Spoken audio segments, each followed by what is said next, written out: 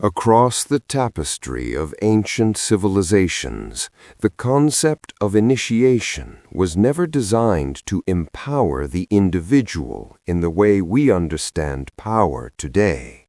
It was not a graduation or a promotion. It was a calculated, sacred erasure. Before a person could truly belong to the tribe, the priesthood, or the mystery school, something fundamental had to be broken first. Not the physical body, though it was often tested to its absolute limit, but the sense of self. What modern psychology calls ego destruction was once considered a vital necessity for the health of the human spirit and the survival of the collective. Ancient societies understood a truth that we have largely forgotten in our era of self-promotion and digital identity. They knew that a strong, rigid ego is useful for basic survival, for navigating the immediate needs of food and shelter, but it is a dangerous barrier to the ultimate truth. The ego is a protective shell, a narrative we tell ourselves about who we are, where we come from, and what we deserve. But to the ancients, this shell was a prison.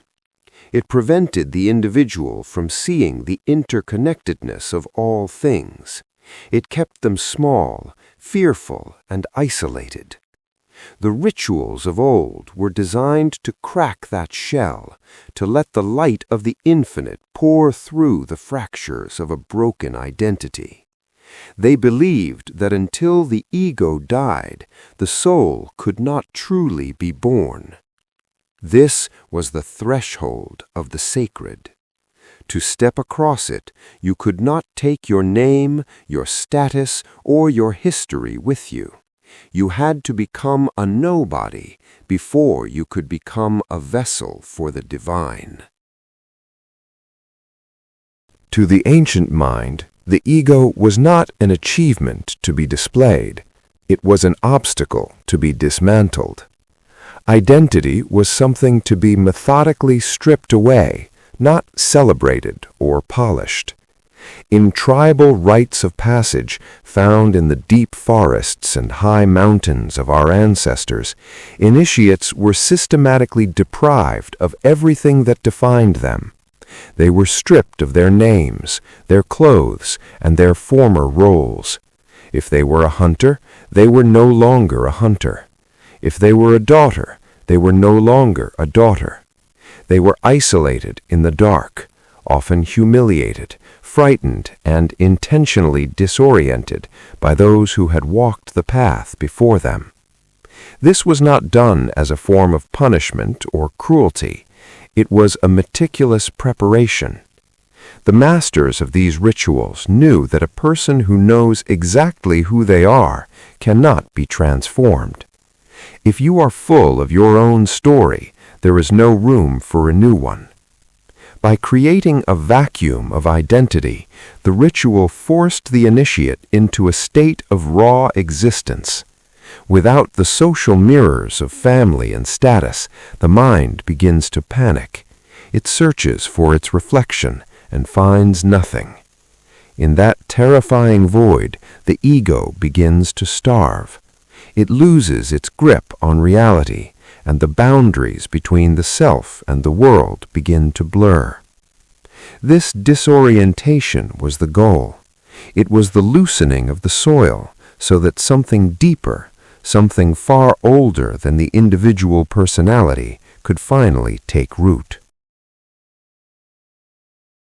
This theme of ego dissolution appeared across cultures that never met, transcending geography and time. We see it in the Eleusinian mysteries of ancient Greece, where participants descended into the darkness to face the terror of the underworld. We find it in the Vedic initiation rites of ancient India, where the initiate was symbolically consumed by the fire of knowledge. It is present in the grueling vision quests of indigenous North American tribes and the monastic trials of early Buddhism. Though the symbols changed and the languages differed, the psychological process remained identical. Break the familiar self, and something deeper emerges.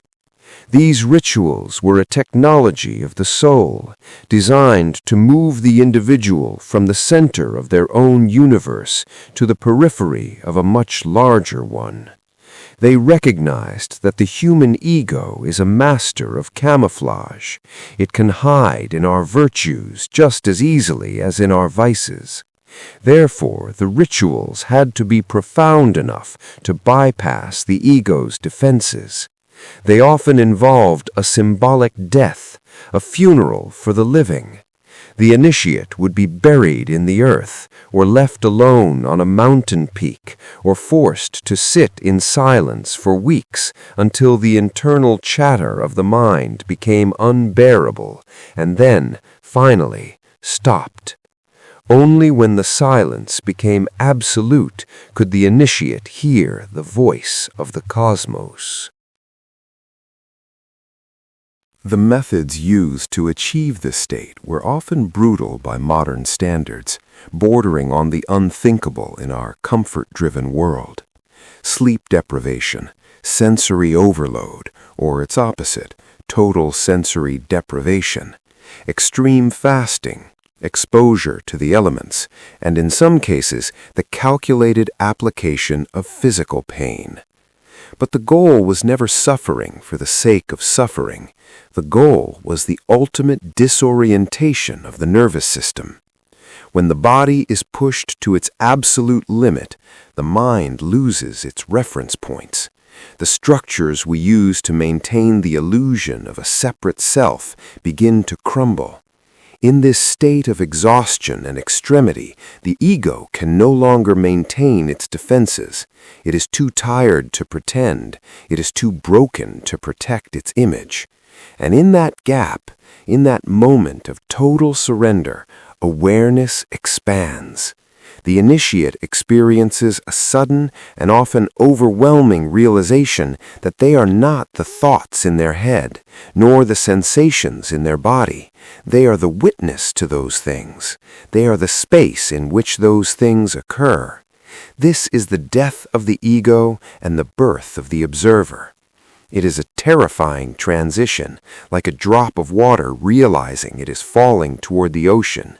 But the terror is followed by a peace that passes all understanding.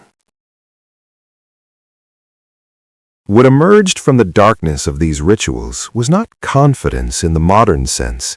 It was something much more potent, humility. The initiate returned to their community changed in a way that words could rarely capture. They were less reactive to the slights and praises of others. They were less certain of their own opinions and more open to the mysteries of existence. They were more aware of their place within a complex, living system that stretched back to the ancestors and forward to the unborn. Ego destruction was never meant to be an end in itself. It was a recalibration.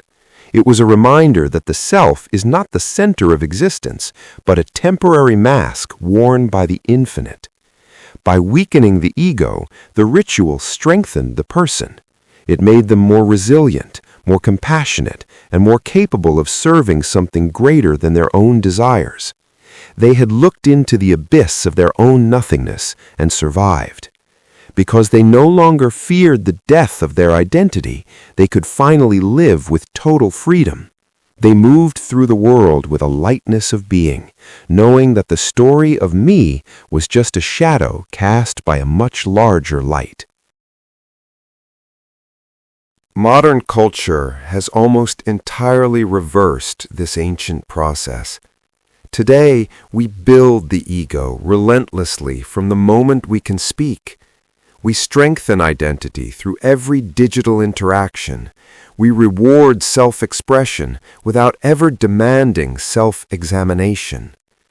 We are told that we are the protagonists of a grand story, that our personal brand is our most valuable asset, and that our individual happiness is the highest good.